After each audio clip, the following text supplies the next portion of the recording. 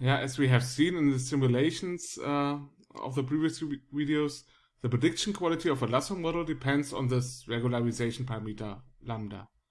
And finding a good value of lambda is called parameter tuning. And most machine learning models have one or several tuning parameters, and parameter tuning is a typical step in finding a good prediction model. So we could do what we have basically done in this R examples on the previous videos, basically just train several models with different tuning parameters on the training data, and then compare the prediction accuracy of the models on our test data, and then select the tuning parameters with the best prediction accuracy. The thing is, if we use the test data to select a model or to select a tuning parameter, then the root mean square error of our selected model, of our best model, is basically not an unbiased estimate of the out of sample root mean squared error for that model. Because by the act of selecting the best, we already incorporate a bias, because there could be some random fluctuations that make this model the best in our test data set. And picking the best, we basically get the model that's also good in these random fluctuations, so we won't get an unbiased estimate of the root mean squared error of the best selected models. For this reason, if you want to get an unbiased estimate of the out of sample root mean squared error, you should not use the test data set for parameter tuning. So basically, one way what one often does is a very similar idea, but we basically don't use the test data, but we split the training data set further into a remaining training data set and into a validation data set. And then we train several models which differ by their tuning parameters, so we consider different lambdas and on the remaining data set, and then compute the out of sample predictions on this validation set, which is part of basically the big training data set. And then we pick the lambda or the tuning parameter set that has the best prediction accuracy on this validation data set. And then we can basically again make a prediction of our best lasso regression with the best value of lambda on the test data, and then we get an unbiased estimate of the out of sample root mean squared error.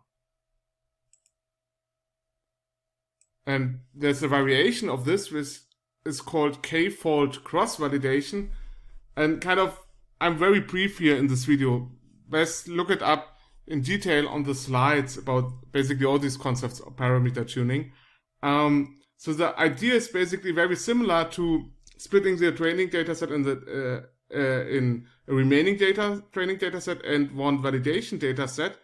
The only thing is we do this k times. So this is an illustration for 5-fold cross-validation. So the first time we do this, basically our first fifth of the data is a validation data set. We train the model with these remaining 80% of the training data and make the prediction on this first 20% and compute the RMSE. The second time, in the second run, our second 20% of our training data set shall be the validation set. So we train the model with this, and this data set and compute the out of sample root mean squared error on this validation set. And we can repeat this 5 times. So we basically, in the end, we have 5 times an estimate of the root mean squared error for all our tuning parameters. So when we train this in one run, we train the model basically separately for all tuning parameters and also compute the root mean squared error for all tuning parameters. And basically then we can take the mean of those root mean squared errors, for example, and pick the tuning parameter that has basically the best average mean over those 5 runs. Typically, cross-validation is better than just splitting your training data in a single validation set and a remaining training data set. The only cost is that it basically takes k times as long to tune your parameters, because you have to repeat everything 5 times with a 5-fold cross-validation, 10 times with a 10-fold cross-validation. But in particular, if a data set is not too big and speed is not a big concern, should rather use cross-validation than just splitting the training data in a single validation set and a single remaining training data set. Now, if you would like to perform parameter tuning in R, you have different options. So some estimation methods like lasso regression have their own function for cross-validation. For example, for lasso regression, we can use the function CV_GLMNet. The CV stands for cross-validation. And it's basically also specialized for this lasso regression, and it can quickly solve the lasso model for many values of lambda. So it's much more efficient to use this internal function.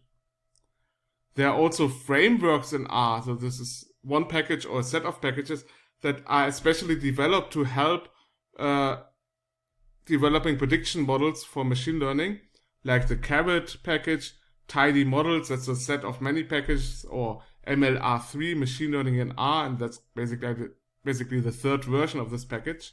And they have a lot of convenience function, in particular also parameter tuning where cross-validation is facilitated with these packages.